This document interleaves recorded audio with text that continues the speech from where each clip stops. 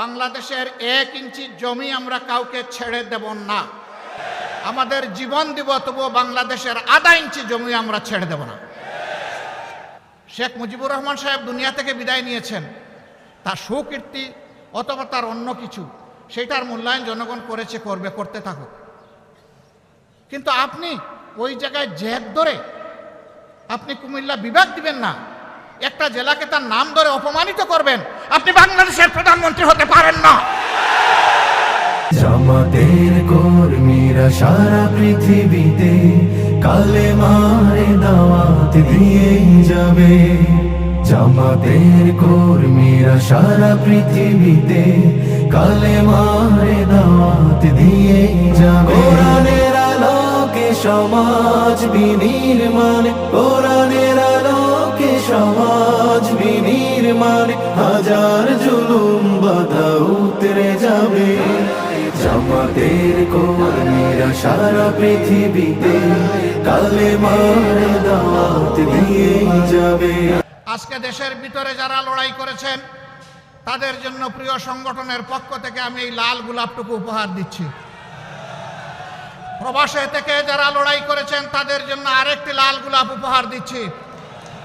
এই 2 গোলাপের সমন্বয়ে বাংলাদেশে আজ স্বাধীনতার স্বাদ পাচ্ছে। সুতরাং স্বাধীনতার সকল যোদ্ধাদেরকে আমার পক্ষ থেকে সেলিউট। দেশের ভিতরে যুদ্ধ করে আমরা অনেকেই জীবন দিয়েছেন, অনেকে মৃত্যুবরণ করেছেন, অনেকে হাজার মামলা নিয়ে, শত মামলা গলায় নিয়ে দফায় দফায় জেলে গিয়েছেন। আদালতের আঙ্গিনা বিরোধী দলের কর্মীদের দখলে ছিল। মঈন ফখরুদ্দিনের 2 বছর, পরবর্তী স্বৈর শাসনের আরো 15.5 বছর। এই 17.5 বছর জাতির জন্য শ্বাসরুদ্ধকর একটা পরিবেশ ছিল। মানুষ শান্তিতে বসবাস করতে পারেনি। দেশপ্রেমিক জনগণকে, দেশপ্রেমিক ভিন্ন বাহিনীকে এই সময় ধ্বংস করা হয়েছে। আমরা লক্ষ্য করেছি আওয়ামী লীগ ক্ষমতায় বসেই 2009 সালের 10 জানুয়ারি ক্ষমতায় হাতে নিল। তারপরেই আমরা দেখি 1 মাসের মাথায় তৎকালীন বিডিআরের সদর দপ্তর ঢাকার পিলখানায় 57 জন চৌকস দেশপ্রেমিক সেনা অফিসারকে তারা হত্যা করল, তাদের পরিবারের সদস্যদেরকে হত্যা করল।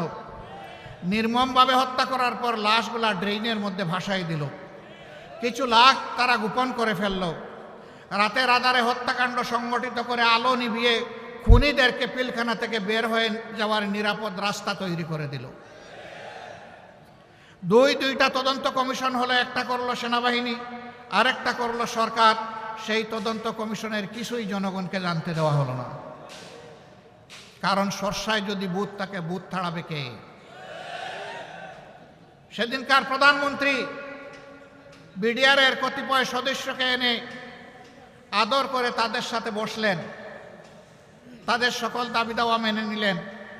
ওদিকে সেনাবাহিনীকে তাদের সহকর্মীদেরকে সাহায্য করার রাস্তা বন্ধ করে রাখলেন। বললেন আমি দেখছি। দেখতে দেখতে সব শেষ হয়ে গেল। সেনাবাহিনীর রিপোর্টটি জাতির জানা দরকার ছিল, কারণ তাদের সহকর্মীদেরকে কারা হত্যা করেছে সবার চাইতে তাদের বেশি জানার কথা, কিন্তু তা জানতে দেওয়া হয়নি। আমরা সরকারের কাছে দাবি জানাই, পুরা ঘটনার আদ্যপান্ত সুষ্ঠু নিরপেক্ষ তদন্ত অবশ্যই করতে হবে। কারণ এই দুর্ঘটনার মধ্য দিয়ে আমাদের দেশপ্রেমিক সেনাবাহিনীর মনোবলকে ধ্বংস করা হয়েছে, বিডিআরকে খতম করা হয়েছে। আগে বিডিআর ছিল সীমান্তের অতন্ত্র প্রহরী, তাদের লগতে ছিল বাংলাদেশের রাইফেল। এখন তাদেরকে বানানো হয়েছে সীমান্তের চৌকিদার, তাদেরকে অপমানিত করা হয়েছে। এরপরেই তারা পরের বছরে আঘাত দিয়েছে আরেক দেশপ্রেমের বাস্তব নমুনা। তিলে তিলে বাংলাদেশে যারা অন্যায়ের সাথে কখনো আপোষ করেনি, দেশের স্বার্থ নিয়ে কারোর সাথে মাথা নত করেনি, সেই বাংলাদেশ জামাতে ইসলামীর উপর ষড়যন্ত্র করে জামাতে ইসলামীর নেতৃবৃন্দকে হত্যা করা হয়েছে। প্রিয় সম্মানিত বন্ধুগণ, যারা দেশপ্রেমের পক্ষে দাঁড়িয়েছেন দেশবাসীর স্বার্থের পক্ষে দাঁড়িয়েছেন, এই সরকার তাদের উপরে আঘাত দিয়েছে সবচেয়ে বেশি। আঘাত দিয়েছে আলিম উলামার উপর, এমনকি আঘাত দিয়েছে বিবেকী সাংবাদিকদের উপর। এরা হত্যা করতে কাউকেই ছাড়ে নাই, হত্যার মিশন নিয়ে তারা নেমেছিল, আর তাদের ক্ষমতার শেষ দিন পর্যন্ত জনগণকে তারা হত্যা করেছে। এই 24-এর গণহত্যার এরা নায়ক নায়িকা। জাতি এদের বিচার চায়, এদের প্রত্যেকের বিচার চাই, প্রত্যেকটি ঘটনার বিচার চাই। এ বিচার অবশ্যই করতে হবে। তবে এবারকার এই পরিবর্তনের সাথে সাথে আমরা বলেছিলাম যে আমরা ব্যক্তিগতভাবে দলগতভাবে কারো উপর প্রতিশোধ নেব না, আইন হাতে তুলে নেব না। প্রতিশোধ নেওয়ার মানে হচ্ছে আইন হাতে তুলে নেওয়া। আমরা আইন হাতে তুলে নেব না, কিন্তু প্রত্যেকটি ঘটনার আমরা বিচার চাই। এ বিচার যদি না হয় তাহলে বিচারহীনতাই সন্ত্রাসীদেরকে আরো সন্ত্রাস করার শক্তি যোগাবে। আমরা কি বাংলাদেশে আবার সন্ত্রাস দেখতে চাই? যদি সন্ত্রাস দেখতে না চাই তাহলে অবশ্যই বিচার হতে হবে। দেশে আহত নিহত অক্ষত যারাই লড়াই করেছেন সবাইকে যেমন আমরা সালাম জানাই, ঠিক বিদেশের মাটিতে সেখানে আন্দোলন সংগ্রাম করা আরও চ্যালেঞ্জিং।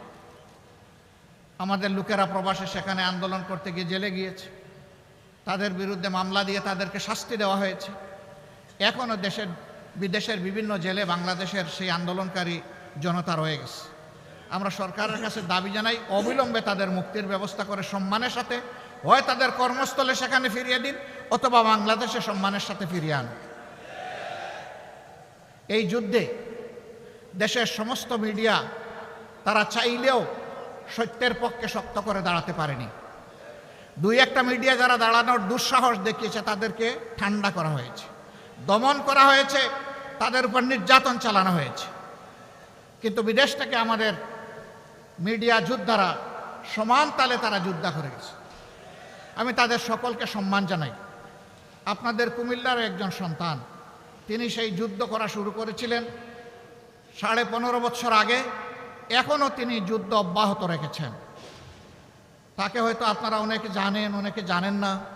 এই কুমিল্লা দক্ষিণ সদরেই তার বাড়ি, সাইফুর রহমান সাগর, যিনি ফেস দ্য পিপুলের পরিচালক। এখনও দেখবেন ভারতীয় আগ্রাসনের বিরুদ্ধে তার মিডিয়ায় সবচেয়ে বেশি সোচ্চার, এবং তিনি উলঙ্গ করে দিচ্ছেন আসলে কারা সাম্প্রদায়িক। তিনি প্রমাণ করে দিচ্ছেন বাংলাদেশ সাম্প্রদায়িকতার দেশ নয়, বাংলাদেশ ভালোবাসার দেশ, বাংলাদেশ বিভিন্ন গোলাপের সমন্বয়ের দেশ। এই দেশে সকল ধর্মের বর্ণের সমস্ত মানুষ আমরা মিলেমিশে আছি, কারণ বাংলাদেশ আমাদের সবার।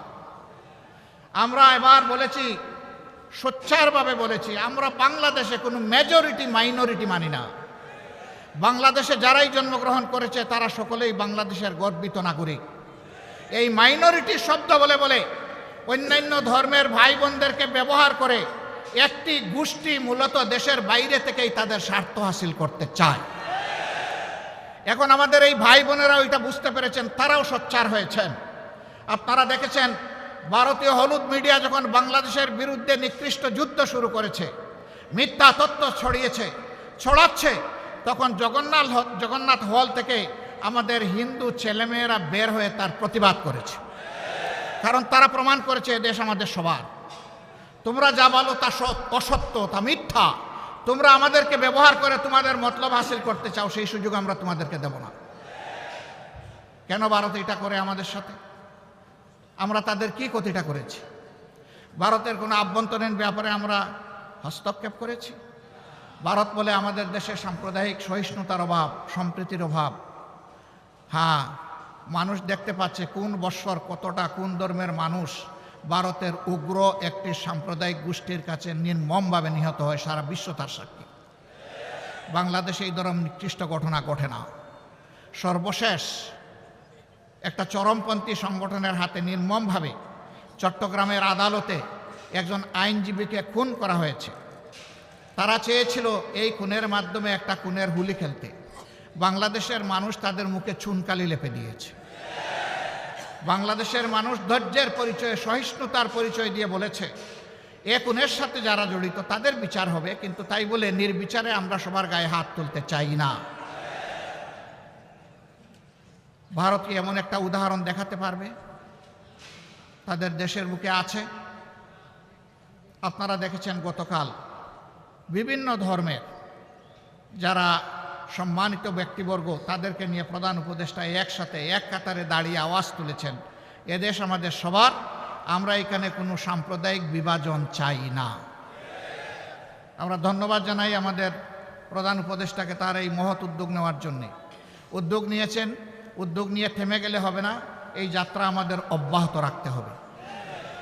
এর আগের দিন তিনি সমস্ত রাজনৈতিক, দেশপ্রেমিক, ফ্যাসিবাদ বিরোধী, সাম্রাজ্যবাদ বিরোধী জাতীয় রাজনৈতিক নেতৃবৃন্দকে নিয়ে তিনি এক কাতারে দাঁড়িয়েছেন। সবাই আমরা একই আওয়াজ তুলেছি, আমরা কোনো আগ্রাসন সহ্য করব না। বাংলাদেশের 1 ইঞ্চি জমি আমরা কাউকে ছেড়ে দেব না। আমাদের জীবন দিব, তবুও বাংলাদেশের আধা ইঞ্চি জমি আমরা ছেড়ে দেব না। এটি আমাদের কমিটমেন্ট।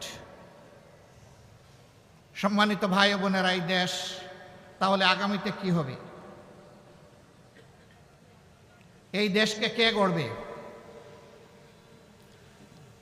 এই দেশ গড়তে হলে কিছু ছাদাবাজ মুক্ত হাত দরকার, কিছু চরিত্রবান দুর্নীতিমুক্ত মানুষ দরকার, কিছু দেশপ্রেমিক, চিন্তাশীল, বিচক্ষণ মানুষ দরকার। এই বিচারটা করবে কে? আমাদের হাইকোর্ট না জজ কোর্ট না সুপ্রিম কোর্ট? এই বিচার করবে জনতার আদালত। জনগণকে বোকা ভাবার কোনো কারণ নেই। আমরা জনগণের উপর আলহামদুলিল্লাহ পূর্ণ আস্থা রাখি। জনগণ বিচার করবে অতীত কার কেমন ছিল, বর্তমান কার কেমন, আর ভবিষ্যৎ কার কেমন হতে পারে। অতীত, বর্তমান এবং ভবিষ্যৎ বিবেচনায় জনগণ সিদ্ধান্ত নেবে। আমরা সেই সিদ্ধান্তের অপেক্ষায়। তাহলে সিদ্ধান্তটা আসবে কিভাবে? অবশ্যই নির্বাচনের মধ্য দিয়ে। সেই নির্বাচন হতে হবে সুষ্ঠু, অবাধ এবং গ্রহণযোগ্য। এখানে কোনো পেশি শক্তি অথবা টাকার খেলা চলবে না। এই রাস্তা বন্ধ করতে হবে। এই রাস্তা যদি বন্ধ করতে হয় তাইলে কতগুলো প্রয়োজনীয় সংস্কারও আনতে হবে। সেই সংস্কারে সরকার হাত দিয়েছে। আমরা সরকারকে অনুরোধ করব সংস্কারে গতি বাড়ান।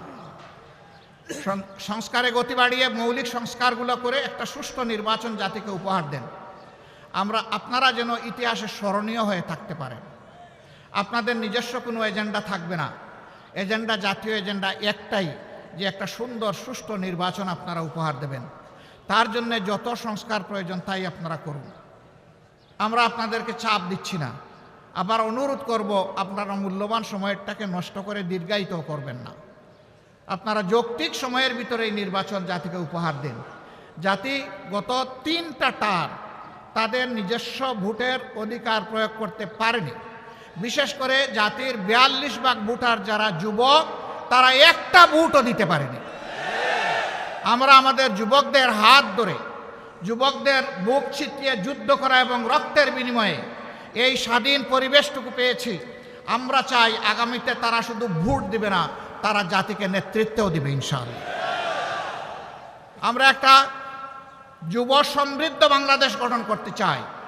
আমরা আমাদের যুবকদের হাতকে বেকারের হাত হিসাবে দেখতে চাই না। আমরা আমাদের যুবকদের হাতকে উন্নয়নের হাত হিসাবে দেখতে চাই, কর্মীর হাত হিসাবে দেখতে চাই, দেশপ্রেমিকের হাত হিসাবে দেখতে চাই, জনতার পাশে দাঁড়ানো হিমালয় পর্বতের মতো শক্তি হিসাবে দেখতে চাই। প্রিয় সংগ্রামী কুমিল্লাবাসী, আপনাদের প্রিয় নেতা বলেছেন 2টা যৌক্তিক কথা।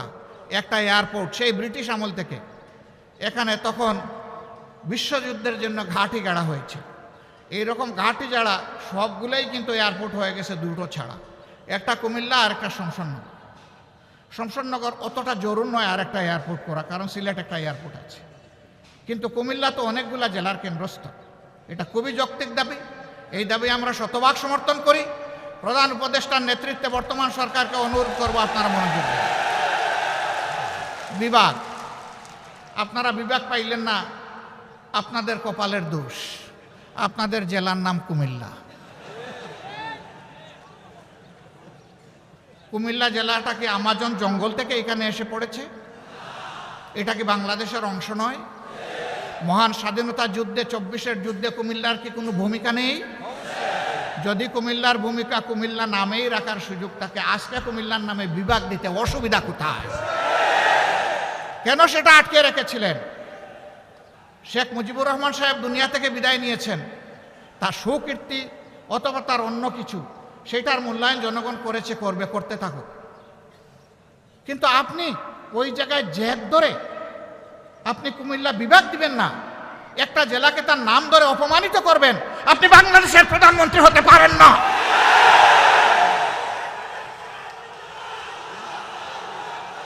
বাংলাদেশের যিনি প্রধানমন্ত্রী হবেন তাকে বাংলাদেশের প্রতি ইঞ্চি জমিকে সম্মান করতে হবে।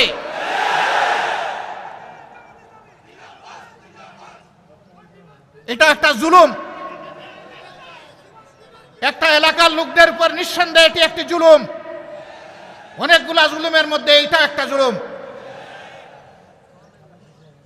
আমরা বর্তমান সরকারকে অনুরোধ করব, তার তো সব কিছুই রেডি আছে, আপনারা মেহেরবানি করে তাদের এই হক পাওনাটা কুমিল্লাবাসীকে দিয়ে দেন।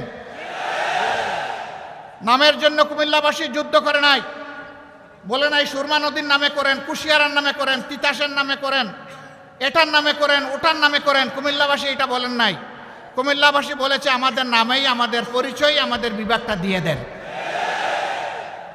এমনকি বৃহত্তর নোয়াখালীর লোকেরাও বলেন নাই যে লক্ষ্মীপুরের নামে দেন বিভাগ, তারা বলে নাই যে আপনারা নোয়াখালীর নামে দেন, ফেনীর নামে দেন, তাও তারা বলে নাই। তাহলে তারা যদি কেউ না বলে কুমিল্লার নামে বিভাগ হবে না কেন? এ বিভাগ হওয়া উচিত। বরঞ্চ আরেকটা কারণে হওয়া উচিত যে একটা নামের প্রতি অপমান করা হয়েছে, যত তাড়াতাড়ি পারেন দিয়ে সম্মানটা ফিরিয়ে দেন। আমরা এমন একটা বাংলাদেশ গঠন করতে চাই যেই বাংলাদেশে কোনো বৈষম্য থাকবে না। আপনারা সবাই রাজি আছেন, কিন্তু আমাদের স্টেজের লোকেরা রাজি না। কারণ আপনারা নিচে বসে আছেন সাধারণ চেয়ারে, ওনারা দামি চেয়ারে এখানে বসে আছে। তার মাঝে আবার তিনটা দেখেন ডিস্টিংগুইশড, ওইটার হাইট আরও বেশি। আইসা দেখি যে এই তিনটাতে আবার বিছানো আছে, কি বলে জানি, টাওয়াল দেওয়া আছে। তো আমি বৈষম্য বেশি দূর করতে পারি নাই, প্রথমে আমার টাওয়ালটা ফেলে দিছি। আগামীতে এই ধরনের কোনো আয়োজন হলে সকল চেয়ার সমান থাকবে ইনশাআল্লাহ। যে চেয়ার নিচে থাকবে, দেখার স্বার্থে যদি একটা স্টেজ লাগে তাইলে সেই চেয়ারটাই উপরে থাকবে ইনশাআল্লাহ।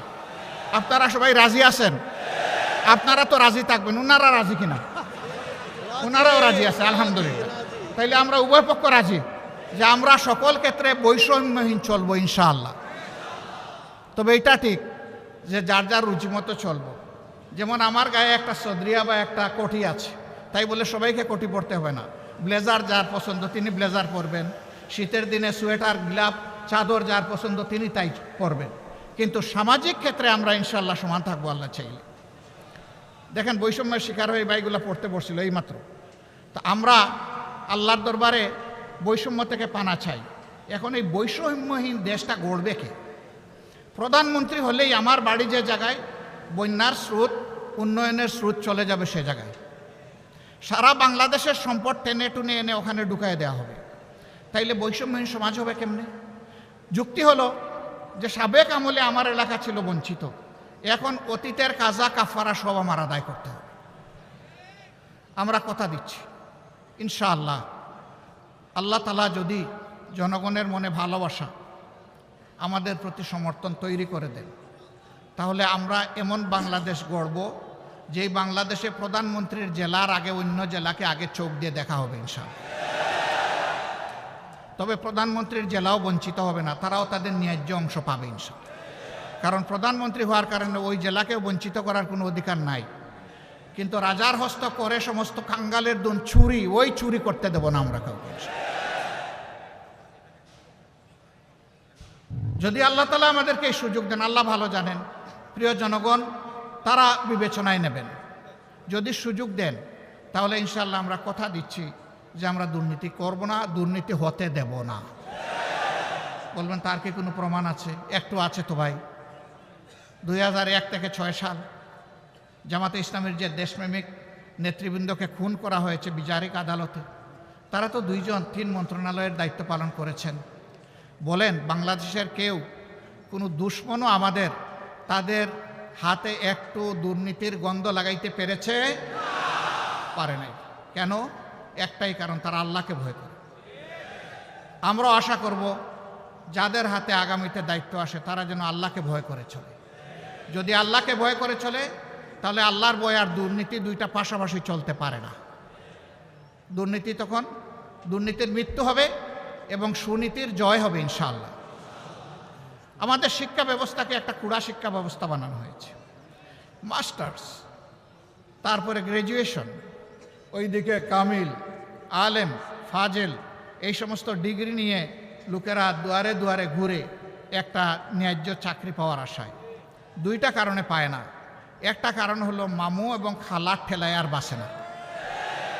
আরেকটা কারণ হলো সে যে সার্টিফিকেটটা নিয়ে এসেছে এইটা তার সার্টিফিকেটের সাথে তার কোয়ালিটি প্রমাণ হয় না। কেন হয় না? দুটি কারণে হয় না। প্রথম শিক্ষা ব্যবস্থা হচ্ছে নৈতিকতাবিহীন শিক্ষা ব্যবস্থা, বুকবাদী শিক্ষা ব্যবস্থা। এই বুকবাদী শিক্ষা ব্যবস্থা তাকে শিখিয়েছে বড় পণ্ডিত হয়ে সূক্ষ্মভাবে কিভাবে রাষ্ট্রের ধন চুরি করতে হবে। 2 নম্বর কারণ হলো চুরিটাও তো ভালো করে শিখবে, বুতা কাশি নিয়ে বের হয়ে গেছে, মানে ওখান থেকে জাগতিক শিক্ষাটাও ভালো নিতে পারে না। এই 2 জায়গাকেই প্রপারলি ডেলে সাজানো হবে যাতে বাংলাদেশের শিক্ষা দুনিয়ার জন্য অনুসরণীয় হয়। এখন আমাদের দেশ থেকে দুনিয়ার বিভিন্ন দেশে লোক যাওয়ার জন্য পাগল হয়ে যায় শিক্ষার জন্য, উচ্চতর শিক্ষার জন্য, কিন্তু আমাদের দেশে লোক আসতে চায় না। কেন চায় না? এই দুর্বল শিক্ষা কেউ নিতে চায় না, এই জন্যই আসতে চায় না। এমন একটা শিক্ষার মডেল তৈরি করতে হবে যে দুনিয়ার মানুষেরাও যেন এখানে শিক্ষা নিতে আসে। এটা ছিল তো, এক আমলে তো ছিল, দুনিয়ার মানুষ তো এখানে আসতো, জাপাইয়া পড়তো, এমনি এমনি তো আসে নাই। এই দেশের এই অঞ্চলের কোয়ালিটি ছিল, এই জন্যই তো এসেছে। আমার সম্মানিত ভাইয়েরা, আমরা এমন বাংলাদেশ গড়ব যে বাংলাদেশে মসজিদ পাহারার দরকার হবে না, মন্দির, মঠ, চার্চ, প্যাগোডা কোনোটাই পাহারার দরকার পড়বে না। সকল ধর্মের মানুষ তার ধর্ম, তার কর্ম সে তার মতো করে চলবে, সেখানে কেউ হস্তক্ষেপ করার দুঃসাহস দেখাবে না। তবে এটা ঠিক, ধর্মের নামে কেউ অন্যের ধর্মের ব্যাপারে হিংসা এবং বাড়াবাড়িও করবে না। মাঝে মাঝে উস্কাইয়া দেওয়া হয় মানুষের অনুভূতিকে। এরা দুষ্ট, যারা এটা উস্কাইয়া দেয় এরা সুস্থ মস্তিষ্কের মানুষ না, এদের ভিন্ন এজেন্ডা আছে, এগুলো আমরা করতে দেব না। প্রিয় ভাইরা, এখানে আপনারা অনেকে ফ্ল্যাগ নাড়বেন, নেড়েছেন, হয়তো বা আবার নাড়বেন। 2টো ফ্ল্যাগ ছাড়া কোনো ফ্ল্যাগ এখানে উঠবে না। একটি বাংলাদেশের ফ্ল্যাগ আর একটা বাংলাদেশ জামাতে ইসলামীর লোগো সম্বলিত ফ্ল্যাগ। এর বাইরে মেহরবানি করে কোনো ফ্ল্যাগ এখানে উড়াবেন না। কারো হাতে থাকলে এটা নিচে রেখে দেবেন। আমার সম্মানিত সহকর্মীবৃন্দ, এই যে বৈষম্যহীন দুর্নীতিমুক্ত একটা বাংলাদেশ গড়ার আমরা স্বপ্ন দেখি, যুব সমৃদ্ধ একটা সমাজ গড়ার স্বপ্ন দেখি, এই সমাজটা গড়বে কে? এই সমাজটা আপনাদেরকেই গড়ার দায়িত্ব নিতে হবে। আপনারা বলেছেন যারা যে এক আল্লাহ, আমরা এক আল্লাহর উপর ভরসা করে সামনে এগোতে চাই। রসুল করিম সাল্লাল্লাহু আলাইহি সাল্লামের দেখানো দুনিয়ার সবচেয়ে শ্রেষ্ঠ আদর্শ অনুসরণ করতে চাই। আমাদের নিজের জীবনে আগে এটা প্রতিষ্ঠিত করতে হবে। প্রতিষ্ঠা করার পথে অনেক সমালোচনা শুনবেন, অনেক বাধা আসবে। জামাতে ইসলামীকে বলা হবে এটা প্রতিক্রিয়াশীল শক্তি। জামাতে ইসলামী প্রতিক্রিয়াশীল হলে 15.5 বছর জামাতে ইসলামীর উপর যে অত্যাচার, যে নির্মম নির্যাতন, যে জুলুম হয়েছে, দল হিসাবে চিন্তা করুন তো এই ক্ষতিটা আর কার হয়েছে? 1-2 করে শীর্ষস্থানীয় 11 জন নেতাকে হত্যা করা হয়েছে। তাদের রক্তে ভেজা আজকের এই বাংলাদেশ। তাদের সহকর্মীদেরকে হত্যা করা হয়েছে, তাদের রক্ত ভেজা এই বাংলাদেশ। আমাদের প্রত্যেকটা অফিসকে সিলগালা তালাবদ্ধ করে রাখা হয়েছে, একটা মুহূর্তের জন্য আমাদেরকে ঢুকতে দেওয়া হয়নি। এটা অন্য কারোর জন্য হয়নি। আমাদের নিবন্ধন সংগঠনের কেড়ে নেওয়া হয়েছে, এটা কারো হয়নি। শেষ মুহূর্তে দিশাহারা হয়ে আমাদেরকে নিষিদ্ধ ঘোষণা করা হয়েছে, এইটাও কারো হয়নি। হ্যাঁ, হয়েছে অন্য সকল দলের, সরকারের প্রতিপক্ষ, আলিম উলামা সহ বিভিন্ন দল সহ মানুষ খুন করা হয়েছে, গুম করা হয়েছে, তা আমাদেরও করা হয়েছে। কিন্তু এই 4 জিনিস আর কারো করা হয়নি। কেন এত জ্বালা আমাদের উপর? ওই যে প্রথমেই বলেছি, বাংলাদেশ জামাতে ইসলামী পরীক্ষিত দেশপ্রেমিক শক্তি, বাংলাদেশের স্বাধীনতা সার্বভৌমত্বের ব্যাপারে কারো সাথে আপোষ করেনি, কারো সাথে আপোষ করছে না এবং ইনশাআল্লাহ কারো সাথে আপোষ করবে না। এই কারণেই জামাতে ইসলামের এই উপরে এই আক্রোশ ছিল। সম্মানিত ভাই ও বোনেরা, বলা হয় এরা যদি ক্ষমতায় যায় তাহলে মহিলাদেরকে ঘরের বাইরে আসতে দেবে না। একজন সাংবাদিক মহিলা আমাকে প্রশ্ন করেছেন, আপনারা ক্ষমতায় গেলে দেশটা কি আফগানিস্তান হবে না পাকিস্তান হবে? আমি বললাম ইনশাআল্লাহ বাংলাদেশ হবে, ভালো বাংলাদেশ হবে ইনশাআল্লাহ। এটা আফগানিস্তানও হবে না, পাকিস্তানও হবে না। আপনি এর দ্বারা কি বলছেন? তিনি বললেন, আপনারা ক্ষমতায় গেলে মহিলাদেরকে পেশাগত দায়িত্ব পালনে দেখতে চাইবেন না, সবাইকে আপনারা বুরকা পরার কথা বলবেন। আমি বললাম, মহিলারা তাদের যোগ্যতার প্রমাণ দিবেন, পেশাগত দক্ষতার প্রমাণ দিবেন, দুইটা ভালো জিনিস সাথে পাবেন। একটা হচ্ছে মর্যাদা, আর একটা হচ্ছে নিরাপত্তা। এখন সমাজে সেই মর্যাদাও দেওয়া হয় না, নিরাপত্তা তো নাই। সব জিনিসের সাথে এই দুইটাও নিশ্চিত করা হবে। কেন তারা পারবেন না? রাসূল করিম সাল্লাল্লাহু আলাইহি ওয়াসাল্লাম যুদ্ধের ময়দানে মহিলাদেরকে সুযোগ দিয়েছেন যুদ্ধ করার। আমরা কে মহিলাদেরকে ঘরের মধ্যে তালাবদ্ধ করে রাখার? আর মহিলারা ঘর থেকে বের হবে না? তার সামাজিক দায়িত্ব নাই, তার পেশাগত দায়িত্ব নাই? উম্মাহাতুল মুসলিমিন উম্মতের উস্তাদের কাজ করেছেন, তারা কেন শিক্ষকতার কাজ করতে পারবে না? রাষ্ট্রের গুরুত্বপূর্ণ বিষয়ে তাদেরকে পরামর্শে সামিল করেছেন, তারা কেন রাষ্ট্রের সিদ্ধান্তে সামিল থাকবেন না? ইনশাআল্লাহ মর্যাদার সাথে, নিরাপত্তার সাথে তারা সেদিন এই নূতন বাংলাদেশের একজন নাগরিক হয়ে তারা গর্ববোধ করবেন যে আমি এমনই একটা বাংলাদেশের নাগরিক ইনশাআল্লাহ। সম্মানিত কুমিল্লাবাসী, যদিও এখানে আমাদের দলীয় সহকর্মীরাই আছেন, হয়তো বাইরে কিছু শুভাকাঙ্ক্ষী আমাদের কথা শুনতে পাচ্ছেন, কিন্তু আমি ধরে নিচ্ছি আপনারা কুমিল্লাবাসীর প্রতিনিধি। এই জন্যে আমি আপনাদেরকে এইভাবেই অ্যাড্রেস করছি। আজকের এই আওয়াজ আমাদের সহকর্মী বোনেরাও শুনতে পাচ্ছেন। অনুরূপ আরেকটি প্যান্ডেলে তাদের আয়োজন করা হয়েছে। আমরা স্মরণ করিয়ে দিতে চাই, সৃষ্টির সূচনা হয়েছে একজন পুরুষ এবং একজন মহিলাতে। এবং আল্লাহর সৃষ্টিতে শুধু মানুষ নয়, প্রত্যেকটি প্রাণীর জুড়া আল্লাহ পয়দা করেছে, প্রত্যেকটি উদ্ভিদেরও জুড়া আল্লাহ পয়দা করেছে। আমি দায়িত্ব নিয়ে সায়েন্সের একজন ছাত্র হিসেবে বলছি, প্রত্যেকটি উদ্ভিদেরও জুড়া আছে। আল্লাহ বেজুড় কোনো কিছুই পয়দা করেন। তা আল্লাহ তাআলা এই জুড়া কেন পয়দা করেছেন? এই জুড়া মিলেই তার সৃষ্টিকে আল্লাহ তাআলা সৌন্দর্য দান করেছেন, পূর্ণতা দান করেছেন। অতএব সেই পূর্ণতা নিয়েই বাংলাদেশ ইনশাআল্লাহ আগামীর গৌরবের বাংলাদেশ হবে ইনশাআল্লাহ। আমার সম্মানিত ভাইয়েরা, আমরা জাতীয় ঐক্য চাই, কোনো বিভেদ চাই না, বৈষম্য চাই না, কিন্তু অন্যায় যদি আমার দলও করে আমি তার বিরুদ্ধে প্রতিবাদ করবই, আমি চুপ থাকব না। অন্যায় যে করবে আমাকে আওয়াজ দিতেই হবে। অন্যায় করলে আওয়াজ না দিলে অন্যায়কে উৎসাহিত করা হবে, অপরাধীদেরকে এগিয়ে দেওয়া হবে অপরাধ করার জন্যে। আমরা তা পারবো না, এটা আমাদের পক্ষে সম্ভব না। যিনি অপরাধ করবেন অবশ্যই আওয়াজ দেব। আলহামদুলিল্লাহ, এই পরিবর্তনের সাথে সাথে এই মজলুম দলটি বলেছিল আমরা অসহিষ্ণু নই, আমরা সহিষ্ণু, আমরা ভালোবাসার বাংলাদেশ গড়তে চাই। আমরা আমাদের সহকর্মীদেরকে, শুভাকাঙ্ক্ষীদেরকে বলেছিলাম আপনারা মেহেরবানি করে শান্ত থাকুন, ধৈর্য ধরুন এবং দেশ গঠনে অংশগ্রহণ করুন। বাংলাদেশের ৫৬,০০০ বর্গমাইলের কোথাও ১ ইঞ্চি জায়গার উপর জামাতে ইসলামের কর্মী সমর্থকরা মানুষের কাছে চাঁদা চেয়েছে অথবা জুলুম করেছে, ৫ তারিখের পরে এটা কেউ বলতে পারবে না। যদি কোনো জায়গায় তার ব্যতিক্রম হয়, মেহেরবানি করে আমাদেরকে জানিয়ে সাহায্য করবেন। সরকারের, প্রশাসনের, পুলিশ বাহিনীর কারোই দরকার হবে না, বিচার কারেক হয় ইনশাআল্লাহ দেশের জনগণ দেখবে। আমরা ভোগের জন্য রাজনীতি করি না, পদের জন্য রাজনীতি করি না, মানুষের মালিক বনে যাওয়ার রাজনীতি করি না। আমরা রাজনীতি করি মানুষের খাদেম হওয়ার রাজনীতি, সেবার রাজনীতি। এই জন্যে এত নির্যাতিত, এত জুলুমে নিষ্পেষিত একটা দল আপনারা দেখেছেন, যেখানেই প্রাকৃতিক বিপর্যয় হয়েছে, খরা, বন্যা, দুর্যোগ, অ্যাক্সিডেন্ট, জামাতে ইসলামী সবার আগে গিয়ে বলেছে লাব্বায়েক, আমরা হাজির। আহত নিহতের পরিবারের পাশে দাঁড়িয়ে বলেছে আমরা আপনাদের সাথে আছি।